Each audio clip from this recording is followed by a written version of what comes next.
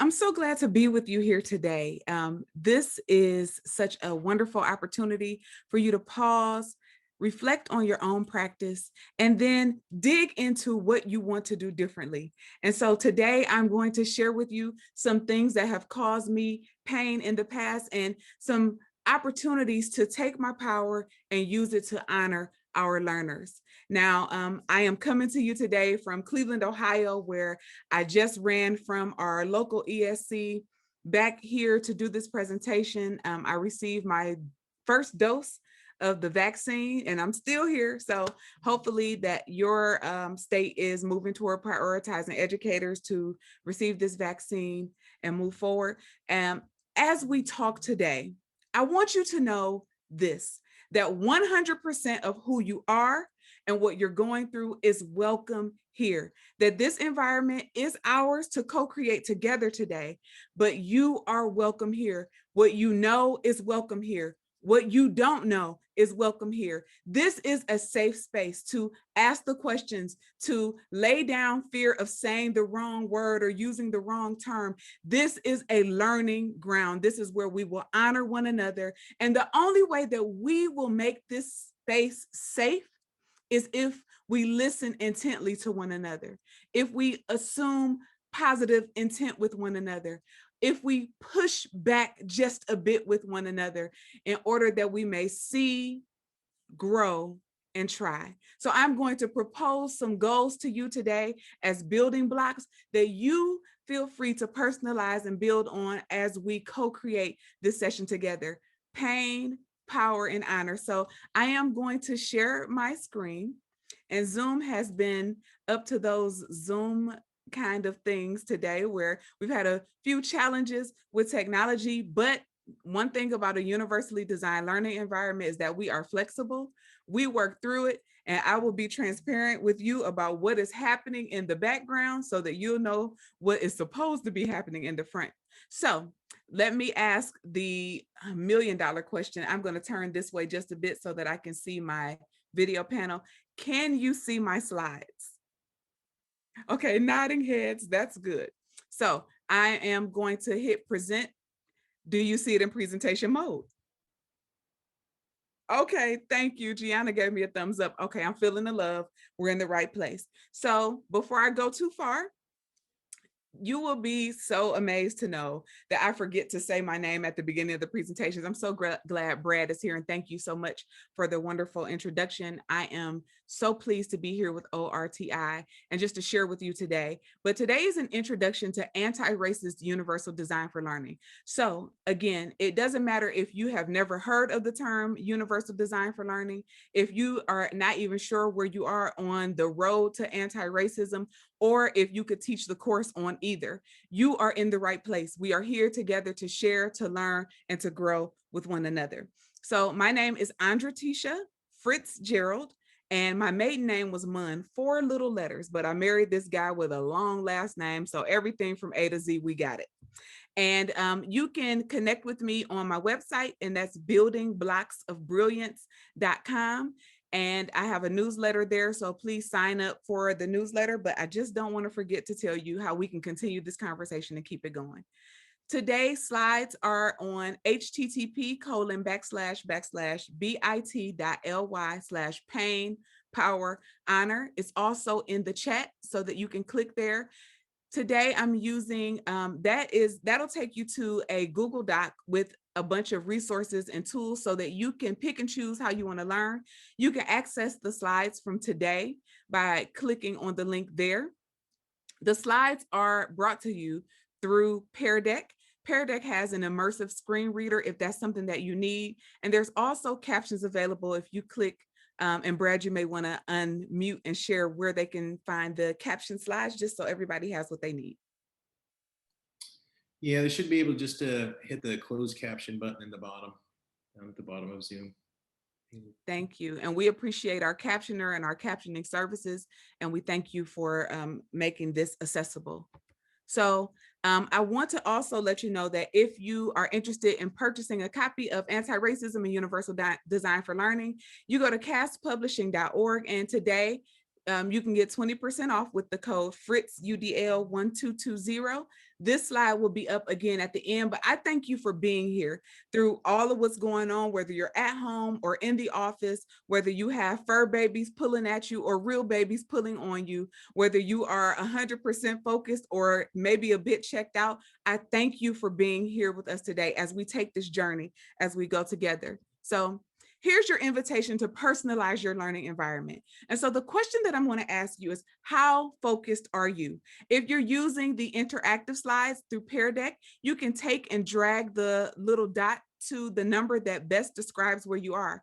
A 0 would be the picture that's on the left, totally unfocused, not quite sure if you can distinguish the different colors. It's all different kinds of gray, not quite sure if you can see the shapes or make out what they are. So a 0, when you think about how focused you are, is just 1 millistep above comatose. So like no coffee, no caffeine, no coherent thoughts, just my body is here, my mind is elsewhere.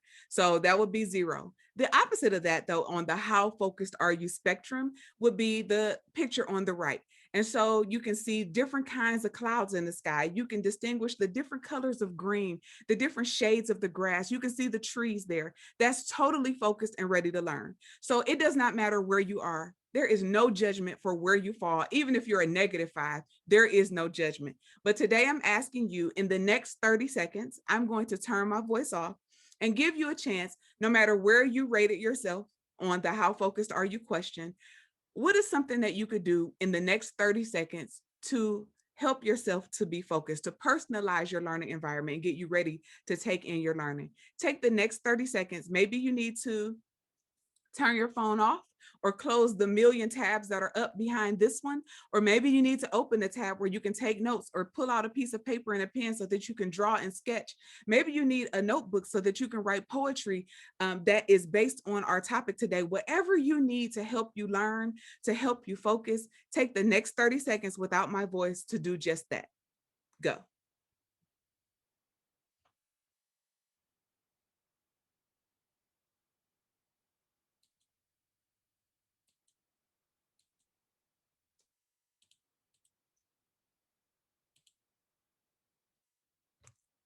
About 10 more seconds.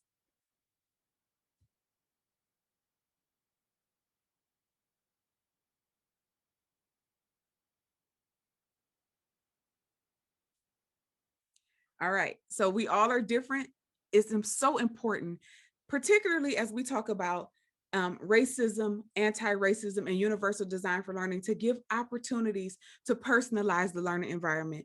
When we extend opportunities to personalize the learning environment, we honor the learner as an expert on themselves. The moment I become more of an expert on you than you are is the moment I'm stepping into a power environment and away from an honoring environment. And we'll talk a little bit more about what that means today. So here are some rules of the road that I am going to share with you or propose to you. And we may add to these. If there's something else that you would like to type in the chat, please feel free to do so. But 100% of who you are and where you've been and what you're going through is welcome here. You decide how you capture your learning. Today, I want to take the pressure off of you having the right things to say and the right words, and ask you to shift your attention to maybe affirming the voice of others. Find things that you agree with. Find thoughts that you can connect to. Ask questions, share thoughts, and use your voice to either use the chat function. There will be times during the presentation where we can unmute and have a dialogue.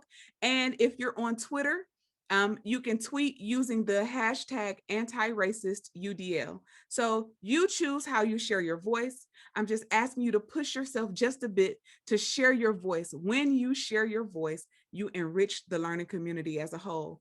If you're experiencing any technical difficulties, send a message through the chat and we are here to assist you.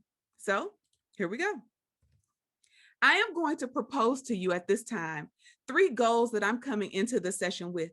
But what I want you to do is either find one of these goals to connect with or propose your own goals. So the goals that I'm proposing is that you grow, that you come in maybe a little farther on your journey with anti-racism and UDL that you leave just a little bit farther than when you came in, that you see things differently. And I'm going to use my pointer to just circle this one. If you look at this block, it all depends on the perspective. As you turn your head, it may look like a floor. Others, it may look like a ladder. Others, it may look like stairs. Others, the ceiling may look a little different. What I want you to do is see from a different perspective, to see differently than maybe what you saw before, to grow and to see from a different perspective. And last but not least, I want you to try. I want you to think of something that you hear today, a strategy that I use, maybe something you hear from one of your colleagues, and I want you to decide which seed will you take back and plant. What is something that you are willing to try? And so which one of these goals match more with your personal goals? Are you here for growth, for seeing, for trying? And if not any of those, propose one that works. So go ahead and type into the chat. I see growth. I see a couple people. Thank you, Jamoya, Rebecca, Constance. Grow and try. I see try, see, grow. Heather, thank you. Try. And if these words don't match with you, maybe you're here to connect. Type it in. We are here to build goals together. And so a goal for a session doesn't become the true goal of the session until you find a way to connect to it. So Susie is going to do all three. Nancy is grow and see. Last time we had somebody said that they were going to tree, that was going to try and see together. So, hey, you come up with the goal that works for you. And once we have a goal that connects, then we have some action. So thank you for sharing that in the chat. And now we're going to jump in. In order for a universally designed learning environment to be truly universally designed, you have to know where the journey is meant to go. And we have 3 stops on our journey. And I find that when we structure the learning so that learners know exactly where they are, if we're in part 1, part 2, part 3, they know exactly how far they are to the end result. This is just to give you a framework for how we will move forward. So number 1, we will start with honoring the pain. Number 2, we will move to disarming the power. And number 3 is honor to change. And so these are our 3 stops on the journey. They are marked clearly throughout the session. And you'll see on a number of the different slides, the link to the resources is there. So no matter when you chime in, there are multiple ways to get on the on-ramp, multiple ways to check in, multiple ways to personalize your learning environment. And in using Pear Deck, you are able to move forward and back on the slide. You can pause and interact. There are a number of slides where you can draw or drop and drag or type text, because this is your learning. This is your space and this is your time. And so we've thought ahead of what you may need as some predicted supports, but also give you a chance to make these your own. So we'll jump into a little more content, but first, before we move into the content for today, I just want to check on you. When we're talking about pain, power, and honor, where's your stress level? Are you in a good space and can focus? Is there something bothering you, but you can still focus? That's more of a 5. And I'm going to just switch over to the Pear Deck slides really quickly so that I can see where we are as a group. And you can feel free to draw any place on the slide. 100% welcome. You can circle the number that works for you. Where are you on this journey? So in a good space? Are you having a tough time managing your emotions? You can type in the chat what number works best for you, or you can move on the slide to whatever works best for you. So where are you? Let's see, we got some 2s, some 5s, 3s. Thank you. Thank you. This helps us as a group to know everybody's in a different place when it comes to anti-racism. Some people are willing to jump head in and talk about it. Some people may have some things going on. Some may be managing a trigger or some emotions. So this gives us some time to see how we can support each other as a learning community.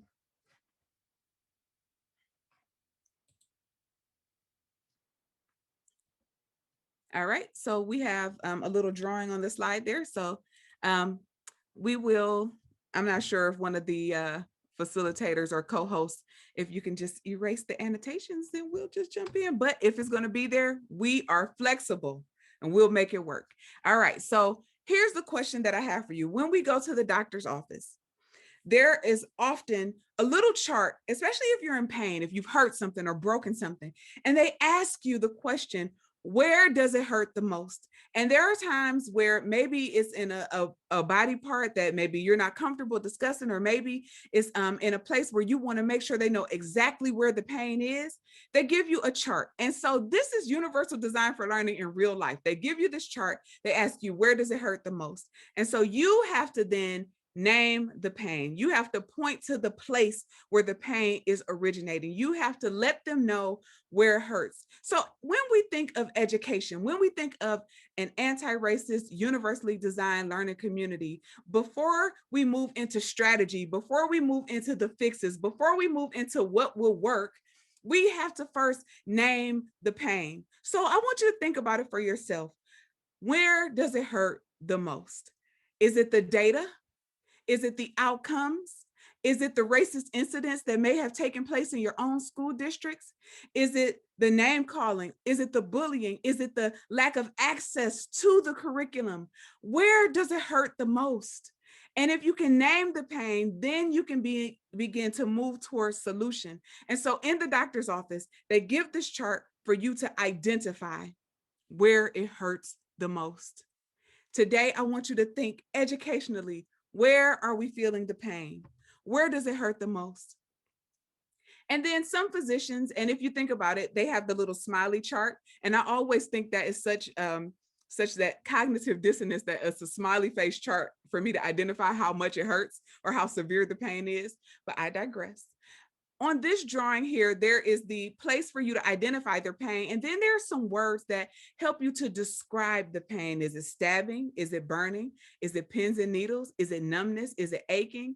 And then there is a key there for you to describe the pain level. Is it the most severe pain that you've ever experienced? Or is it intensely severe? Is it more severe and you begin to feel antisocial because you can't take the pain and people at the same time?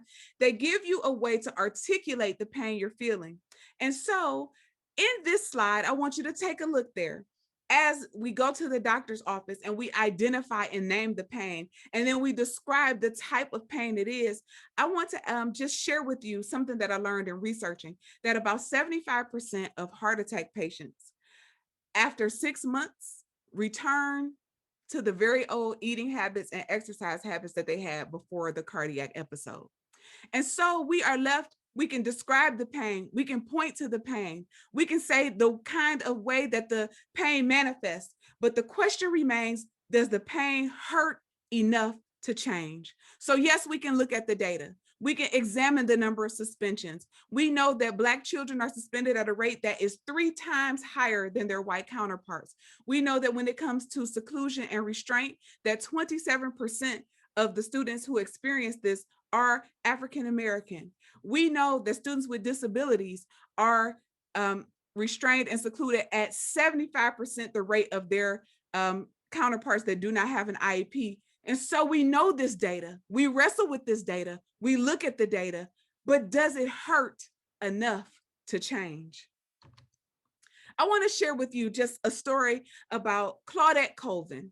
Claudette Colvin was 15 years old when this picture was taken. She made a decision after studying the Constitution to exercise her rights. She knew what her rights were. And even though her rights had been violated a number of times, she made a decision on a bus in Montgomery to sit when a white woman demanded her seat. She made the choice, knowing her rights, knowing that the pain of oppression was too much to stay the same, that the data that she knew with her own eyes was too deep to stay the same. And so she made a decision that day to not give up her seat. And she was carried off the bus kicking and screaming. She was arrested. And while she was in prison, while she was arrested in jail that day, Rosa Parks came to her and donated to her defense fund. Martin Luther King heard about her story and wrote to her and came to visit her. Her pastor, the one who bailed her out, said to her on that day, this 15-year-old girl, he said to her, "You have brought the revolution to Montgomery." And from her decision to acknowledge the pain, to name it, and to allow it to hurt enough for her to change even just one decision, she brought the revolution to Montgomery. Is the revolution where you are because it hurts too much to stay the same? Does it hurt? Does it hurt enough to change? When we look at these images, these were from January 6th, and these images show the storming of the Capitol. And we know that many of these images and instances have been discussed as white privilege on display, that they would be arrested for disorderly conduct. And we all know the juxtaposition between these images and the images of Black Lives Matter protests. There's been a juxtaposition drawn over and over again. And we know that the color of the skin makes such a difference. But does it hurt enough for us to change? Does it hurt enough for us to speak? Does it hurt enough for us to make a different choice? Well, let's bring it closer to education. And these two young ladies, they wanted so desperately, they wanted so badly to participate in their schoolwork during the COVID pandemic, but they did not have access to the internet. So they walked to Taco Bell and sat in the parking lot simply to be a participant in their education. This is inequity. This is unexcusable, but this is America. And this is painful. So as we name the pain of twin pandemics of racism and COVID-19 shining the light on inequality, we have to ask ourselves, first, does it hurt? Then, does it hurt enough to change? Let's honor the pain. This pain that I share with you first is my own. On the left is Mario, a student that I had in a class that was labeled 10th grade repeater. So every single person in that class had failed English in the past. On the right is Natasha, and I had her in a class that was labeled Honors English 11. When planning for these classes in my first year of teaching, I went to a veteran teacher to ask, to solicit advice, to say, how do I reach them? The advice that I received for the young man on the left was load them up, keep them busy, worksheet after worksheet, because if you don't, their behavior will be an issue. The advice I received for the young lady on the right was make sure that they have opportunities to express themselves, give them creativity, make sure that they get to do things and go places and experience things.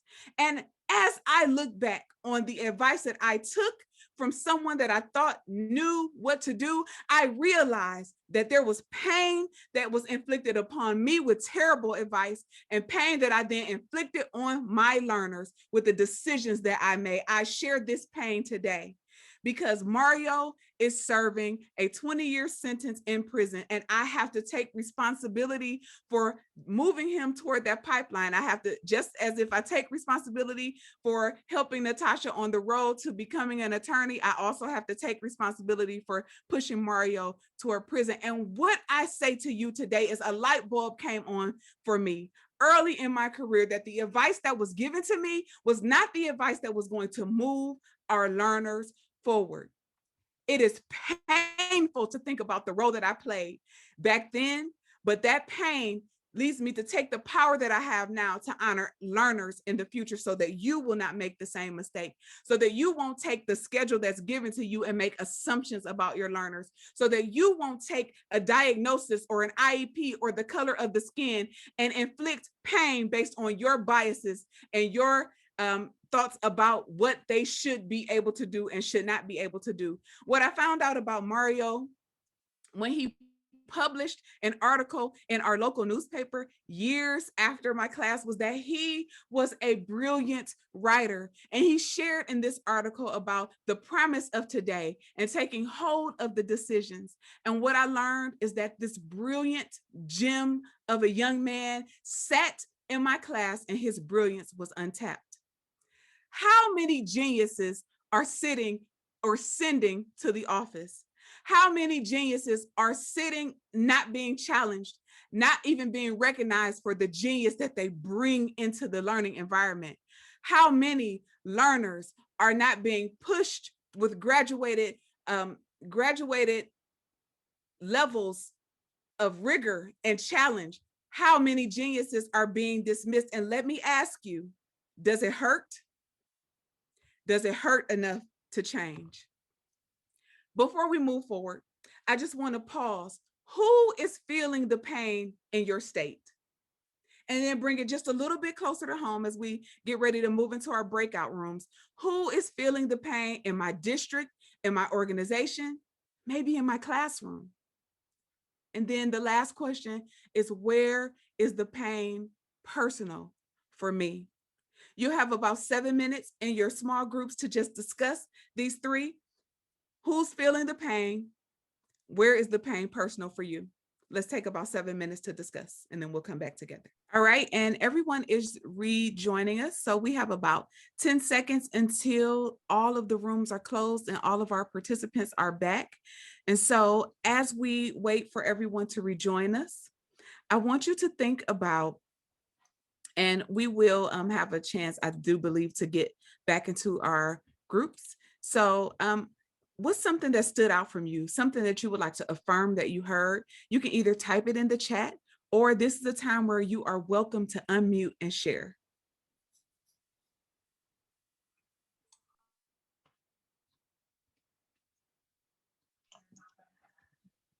So I'll share. Hi, I'm Hollis from North Carolina. So we had some really great conversations in our group. I actually wish that we had more time because we were on a really deep conversation. But we loved the question that you posed: does it hurt enough to change? And we talked about the different populations of kids in our state and in our districts that feel that pain. Students of color, special needs populations, etc. But that we don't know if we will ever feel the pain that they have felt being white educators. As a white female, I don't think I will ever understand the pain that that girl felt when she sat on the bus, or that the little kid in the video and the keynote speaker that hid behind the Jeep. I don't know if I will ever feel that kind of pain.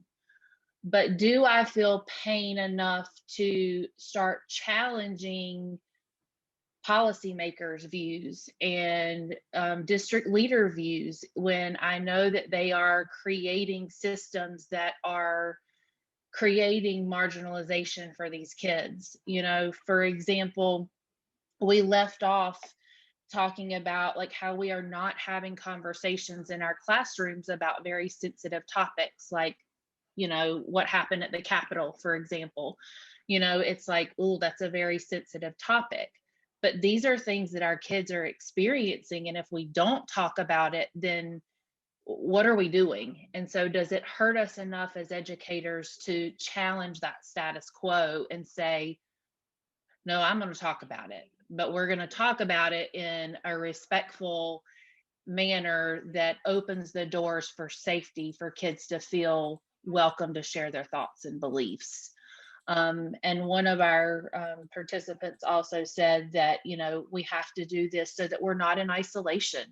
So who in our schools can do this with us so that it's not just one person doing it by themselves? Thank you, Hollis. Hollis, I just appreciate that. Number one, you jumped out there and shared your heart with us and shared your conversations. Also, I love the point that you made that even if we can't feel the pain that someone else feels, we have to find the connection where the pain is personal and let that be a catalyst for us to make the change. So the young lady on the bus, Claudette Colvin, she's still alive, by the way. She sparked the Montgomery bus boycotts by making a choice. What revolution will you spark by making a change, by asking a question, by pushing back, by opening the doors, by closing the doors on some practices that are discriminatory? Where will you make the change? So thank you, Hollis. I want to honor just a number of comments in the chat by giving them voice. And if there's someone else who would like to unmute and share, we do have time to do that. But Nancy Walker says that she worked in a Title I school with Latinx and migrant students, and it's difficult to get students the internet and parent involvement to get them online. So there are some barriers that are causing pain there. Gianna shared that several of us talked about rural communities without internet and access, despite efforts of the school district, that there are still these gaping inequalities. Thank you, Gianna. Rebecca shared that pain is so compounded right now. There is pain that has been there forever and new pain. And I think what she's saying is that there is pain that has always existed and then new pain on top of that pain that's always been there. So thank you, Rebecca. If you want to chime in and share more, we love to hear from you. Our roles are to teach students that they have the power to create positive changes in our nation. And that means that we have to teach them to honor their voice, and we have to be able to hear them when they speak and however they choose to share it with us. Myriad, and you tell me if I'm saying it wrong. I would love to say it correctly. Maraid. I gave you just a few extra syllables. Sorry about that. Maraid said that, would you like to share? Sure. I just wrote, we have to remember the pain of our students. We often don't create safe spaces for students to share their pain. And just the question of whose voices are dominating our spaces at school. Thank you. It's so important to let the weight of these questions sometimes hang in the room. If there is a question that sparks an interest in you, that sparks a passion in you, hold on to that question, grab it, capture your learning in a way that works for you. Thank you, Maret. We have Christine, who said it's so important to provide a safe environment for productive conversation. We need to teach our students how to talk about difficult topics and provide support in processing their thoughts about it. There is a section in my book where I talk about safe listening. Just like we take the safety precautions when we drive in a car, you know, you put on your seatbelt, you adjust your mirrors. We have to have that same level of safety. As soon as we get into the room, here's what we do to keep each other safe, to treasure the sound that's coming from you to me, the way that you want to share it. There are ways that we do that to build community. And the more we build community and are intentional about those practices, then the safer the classroom becomes, whether it's online or in person. Jamoya talked about listening to our students and really hearing them. So thank you all for just sharing your thoughts. We will come back to that, where the pain is personal for you. What changes will you make? What difference can you shape in your sphere of influence? So I'm going to jump back into the content a bit and then pull my video panel over so that I can see your faces. So when I'm looking this way, you know that I want to see you. And let's see here. All right. So do you see my slides? Thank you, nodding heads. I love it. All right, we're going to present. And our second step, we've talked about, does it hurt? And does it hurt enough to change? Now we'll talk about disarming the power. Lisa Delpit wrote an article in 1988 about issues of power being enacted in the classroom. She talked about the fact that there are codes or rules that create this culture of power. And those codes or rules are created by the people in power. And what I want to suggest to you today is that, yes, there are codes of power enacted in the classroom. There is a culture of power in the classroom. But what I'm suggesting to you today is that we have to be intentional about creating a culture of honor. Honor is recognizing that, yes, the power structure does exist, both past and present, but then we acknowledge the intent and actions of abolishing the limitations of the power structure at hand.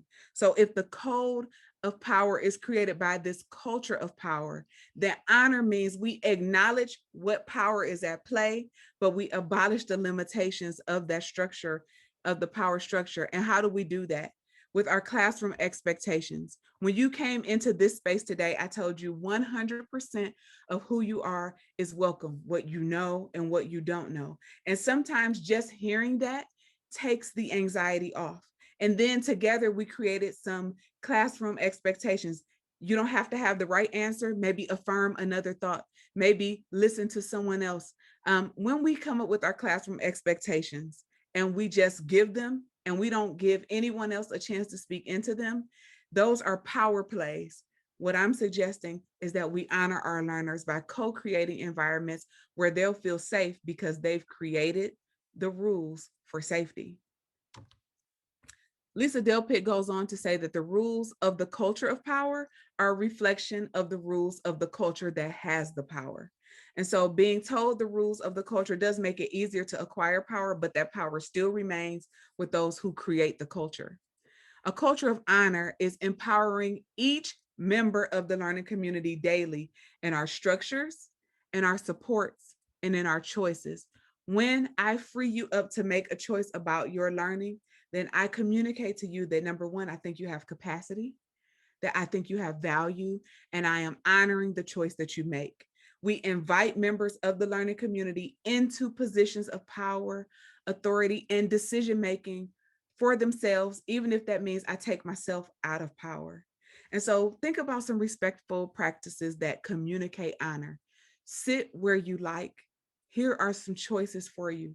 You can turn your camera on. We'll ask you to participate with your camera on or camera off. And even in the camera on, camera off, we can honor and value our learners by allowing them to show up with a filter, maybe with a virtual background, by allowing them to choose how they invite us into their homes and into their spaces, how they participate. Will you type in the chat?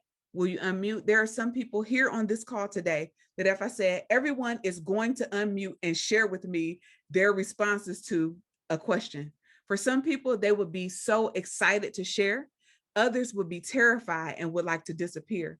And so when we use our power in the classroom in a way that is not honoring to every learner, we need to think about the structures, the supports, and the choices that we offer to our learners. And even with the homework, is it an extension of what we want? Is it a regurgitation of the time we spend in the classroom? Or do we honor the learner by giving them homework and extension activities that bring their families together around content in a way that is meaningful to them?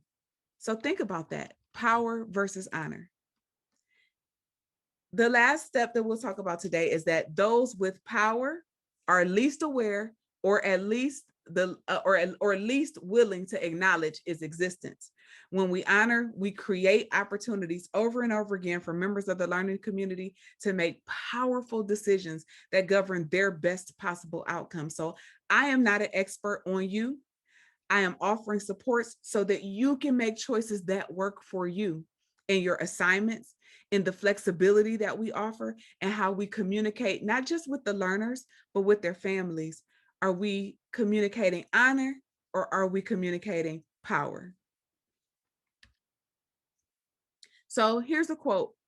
Know the code. Universal design for learning develops students' familiarity with the codes of power by explicitly and thoughtfully incorporating success into the fabric of all core instructional offerings.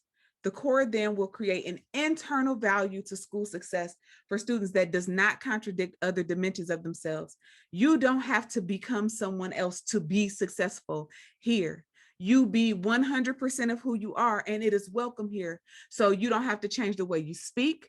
You don't have to change the way you dress. You don't have to change the music that you enjoy. You don't have to change the way that you take information in. Every aspect of yourself then becomes the picture of success, and not some mythical, typical learner, but the real you is a real success. So that's what honor looks like in action. So this is a graphic that Sylvia Duckworth used to create this wheel of power and privilege. And in American society, the people who make the rules or who have dictated what the culture of power looks like are normally white with formal education, able-bodied, heterosexual, neurotypical, robust mental health, slim property owners who are rich, speak English, and are cisgendered men, and normally citizens of the United States. And so we look at this wheel of power. And even considering my own status, when I look at this wheel of power and where I fall, this helps me to gain a context for, am I a person who is perceived to have the power, or am I on the fringes, on the outside, on the borders, on the margins. And so when we think about those on the borders and the margin, in a culture of power, the people in power will make the rules and they will stay on the border, on the fringes. In a culture of honor, we constantly design and create, universally design, to make sure that if you are on the fringes, that you are pulled into the position of power to make decisions for yourself, to make decisions about the structures, to make decisions about how you learn best and what you need in your learning environment. And so whether your skin is dark or whether your family has no formal education, whether you have a significant disability, whether you're lesbian, bi, pan, or asexual, if there's significant neurodivergence, there are opportunities created on purpose to make sure that you are brought into the power seat. So whether your mental health is vulnerable or fragile, whether your body size is large or small, there are options for you to decide where you sit, what you need, how you learn, what you do. If you are homeless or poor, in the learning environment, we are designing and structuring so that you get to make decisions about you. You get to have power in the learning environment. And what does that look like?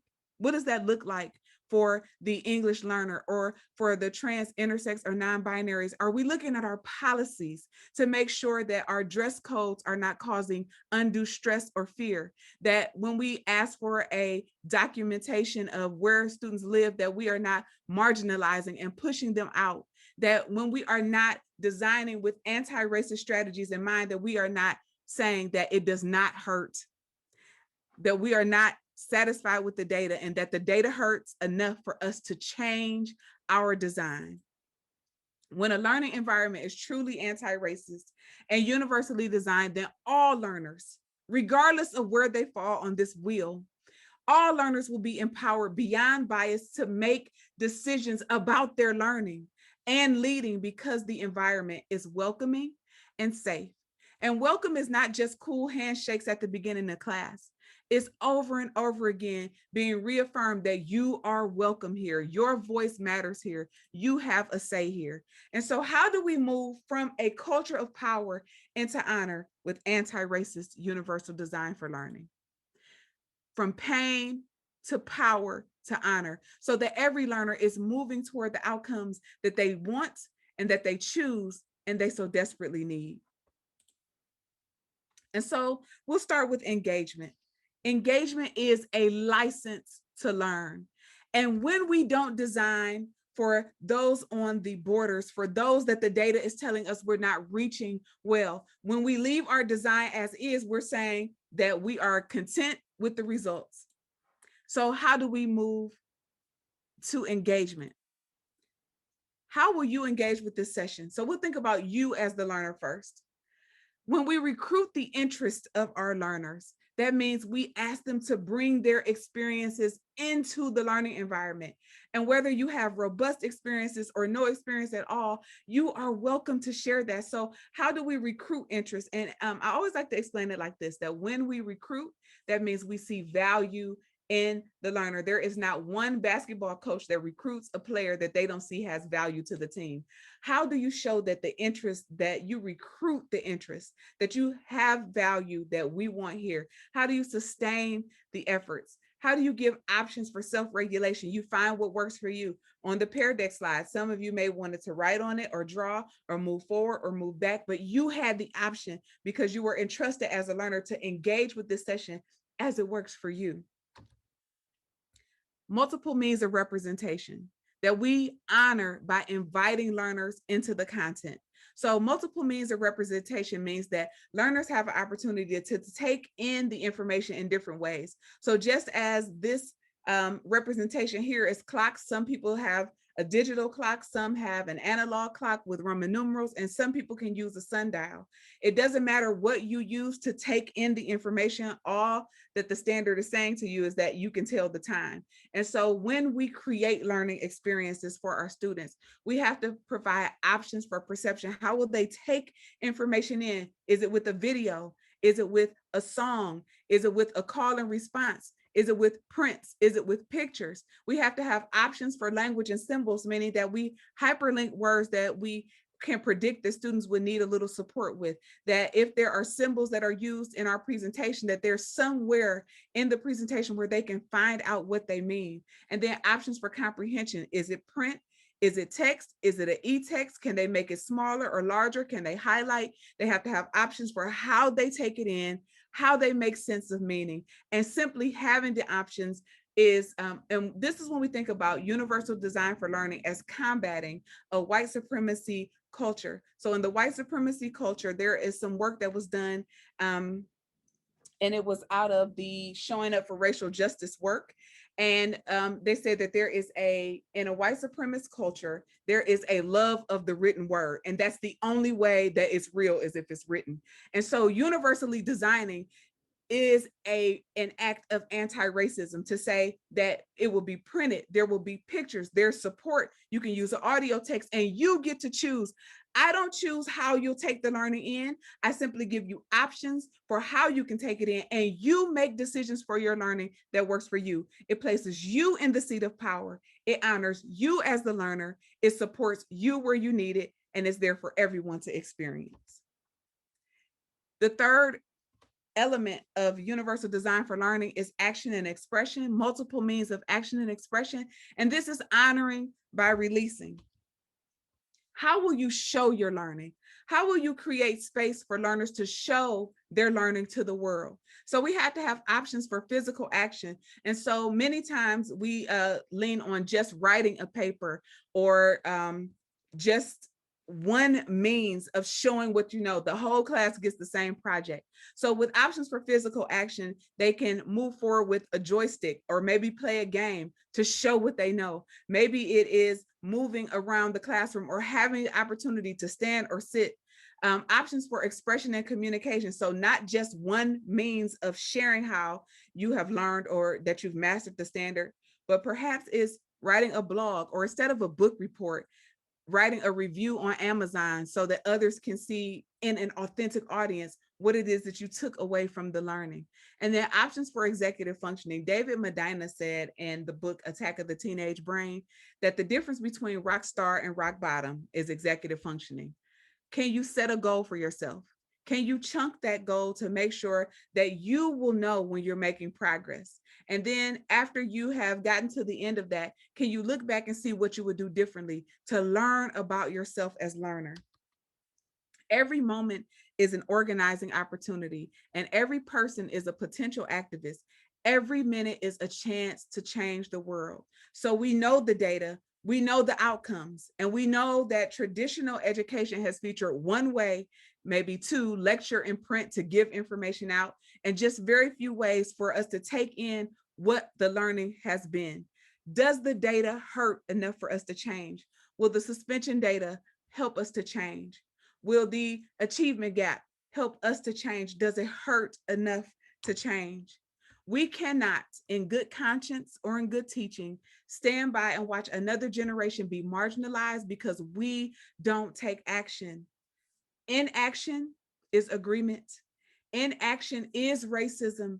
Inaction is injustice, and inaction is inhumane. Inaction is not an option. And so today I want you to think, as you formulate questions, as you come to some understanding, I want you to think, I have used my power to blank. Now I will choose to honor by blank. I will share mine with you first. I have used my power to make decisions for my learners. And now I will choose to honor by allowing learners to make decisions for themselves, coaching along the way, but they will make decisions for themselves. We're going to put you back in your breakout rooms for about 5 minutes, and then we'll come back together for you to share some of your I have used my power to, and now I choose to honor by statements, and also we'll have questions and answers. So about 5 minutes in your breakout rooms, and then we'll come back together. Welcome back to those who are rejoining us. And let's see. As you are rejoining and we're waiting for the other rooms to close, you can type into the chat. I have used my power to. Now I choose to honor by. You can stick your sentence starter there in the chat. Also, if you have questions, you can type those in the chat, or you can unmute to share. but would love to hear what seed you are taking back to use honor in action. So I think we just have a few more seconds until all the rooms are closed, maybe about 10 seconds remaining. And so you can type in the chat, I have used my honor to now. I've used my power to. Now I'll choose to honor by, and everyone's back with us. Or you can also unmute to share. And this is your time for questions, comments, learning. We're here. So welcome back. Is there anyone who would like to share, or does anyone have questions? We have one in the chat that says, some schools are afraid to record data. If we don't have data, how will we see? How will we change? And so what I will submit to you is that's your area of pain, and that's where you have to push first. Does it hurt enough for you to change, for you to ruffle a few feathers, for you to push back? Does it hurt enough for change? Thank you, Rebecca, for that question. Other questions? Or I have used my power to, now I choose to honor by.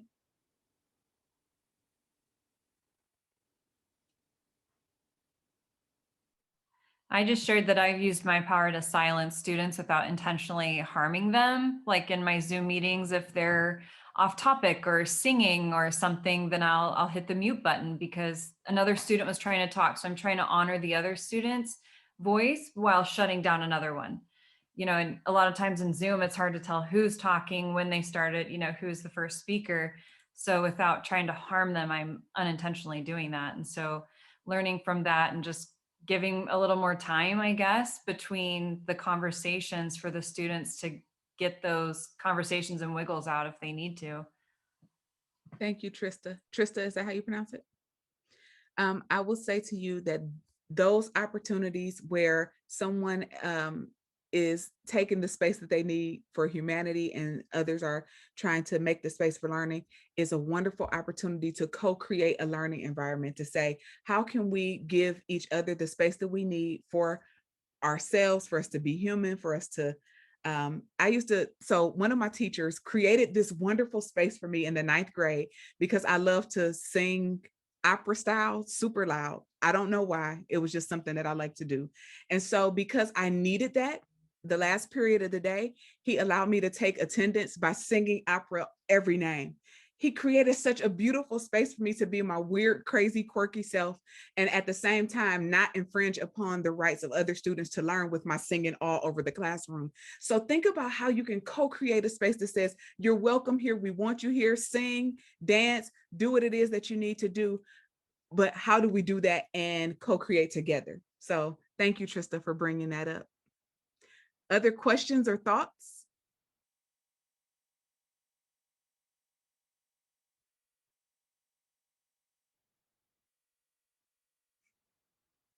Hi, Ron. I didn't know you were here. Hi, Ron Rogers from Ohio. It's Ohio. Hello. Thing. Hi. It's good to see you. Good to see you too. Well, I just have, if there are no other questions, then I'll hang out if someone else wants to share. But think about typing in the chat, I have used my power to blank. Now I'll choose to honor by blank. So think about what that, and then I want to just ask you, the question that we started with is where I want to end. Where does it hurt the most educationally? Where does it hurt the most for students of color, for Indigenous students, for students with disabilities? Where does it hurt the most? And does that pain lead you to hurt enough to make changes? I want you to consider Mario and Natasha and think about my pain and the power that I use. And now I take that pain to turn it into power so that you can honor the learners who are in front of you. I want you to think of Claudette Colvin, to look up her story, to see who she is, that she allowed the pain of oppression to take it to the people of power, to honor us, that our story changed because she lit a wildfire in Montgomery. Does it hurt enough for you to change right where you are?